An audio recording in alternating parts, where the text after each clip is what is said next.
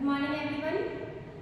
तो अभी हम लोग next kind of sentence complex sentence के बारे में जानेंगे। इससे पहले प्रीवियस क्लास में मैंने आपको कंपाउंड सेंटेंस के बारे में बताया था।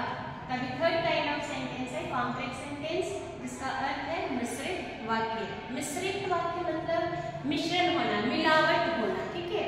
तो इससे पहले हम लोग दो सेंटेंस पढ़े, सिंपल एंड कंपाउंड। तो सिंपल था जो कि एक अकेला मेन क्लॉज या सिंपल सेंटेंस चाहिए, और कंपाउंड में था कि दो या दो से अधिक सिंपल ही सेंटेंस चाहिए, है ना। तो इससे पहले हम लोग ये कंपाउंड कॉम्प्लेक्स से पहले क्लाउज के भी बारे में पढ़े हैं। क्लाउज में दो main clause and subordinate clause को जान लिए। तो यहाँ पर होता है कि सिंपल सेंटेंस कौन कहला रहा है, जो मेन क्लाउज है वो सिंपल कहला रहा है, और जो सबऑर्डिनेट, जब मेन क्लाउज के साथ सबऑर्डिनेट को मिक्स कर दिया जाए तो दोनों की मिलावट हो जाएगी, और इन्हीं की मिलावट को ही मिश्रित कहते हैं। मिश्रित मतलब मिश्रित खेती जैसे कहते हैं, मतलब अलग अलग चीजों को एक साथ में उनका खेती करना, मिला के करना। उसी तरह सेंटेंस जैसे मेन क्लाउज और सबऑर्डिनेट क्लाउज का मिलावट हो जाए तो वह आपका किसमें आ जाएगा, मिश्रित में आ जाएगा। तो मिश्रित वाक्य को जानने के लिए सबसे पहले इसके बारे में जानेंगे। तो पहले यहाँ पे कह रहा है कि complex sentence has a main clause and one और मोर सबऑर्डिनेट और डिपेंडेंट क्लाउजेस। तो कहता है यहाँ की कॉम्प्लेक्स सेंटेंस के लिए केवल एक अकेला मेन क्लाउज चाहिए। कॉम्प्लेक्स के लिए क्या होना चाहिए, मतलब इसमें सबऑर्डिनेट और मेन क्लाउज दोनों का मिश्रण होगा। लेकिन क्या कह रहा है कि कॉम्प्लेक्स होने के लिए सिर्फ एक ही मेन क्लाउज चाहिए। मेन क्लाउज कितना चाहिए, एक चाहिए, और जो सबऑर्डिनेट क्लाउज है वो एक या एक से अधिक हो सकता है। एक भी हो सकता है, दो भी हो सकता है, दो से अधिक भी हो सकता है, लेकिन मेन क्लाउज सिर्फ एक ही होगा। अगर मेन क्लाउज डबल हो गया तो कंपाउंड में चला जाएगा ना, क्योंकि इससे पहले हम लोग कंपाउंड सेंटेंस, तब कंपाउंड होने के लिए क्या चाहिए कि दो मेन क्लाउज चाहिए।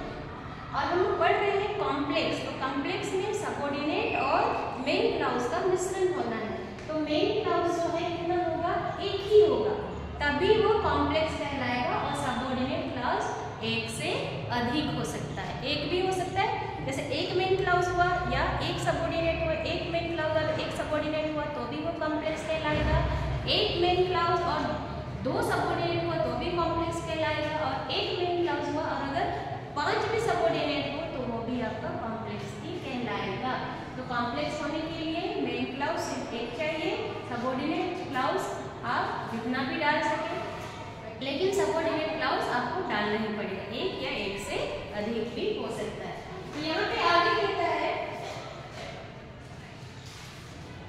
डिपेंडेंट और subordinate clauses are those that can not have the full meaning unless they are joined to the main और इंडिपेंडेंट क्लाउज। तो यहाँ पे सबऑर्डिनेट क्लाउज के भी बारे में फिर से बताया गया है कि सबऑर्डिनेट क्लाउज वही क्लाउज कहलाएंगे जो कि अपनी पूर्ण अर्थ को प्रकट करने के लिए, अपना भाव को पूरी तरह से व्यक्त करने के लिए मेन क्लाउज पर डिपेंड करता है।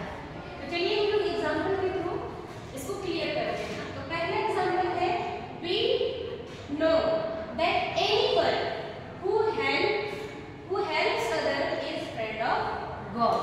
कहते हैं कि वी नो, हम लोग जानते हैं, दैट एनीवन की कोई भी, हु हेल्प्स द अदर जो दूसरों की मदद करता है, इज फ्रेंड ऑफ गॉड, ईश्वर का या भगवान का मित्र होता है।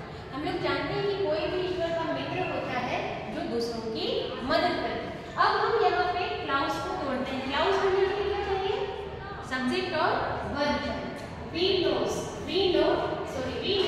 वी हमारा सब्जेक्ट है, नो मींस जानना, हम लोग जानते हैं।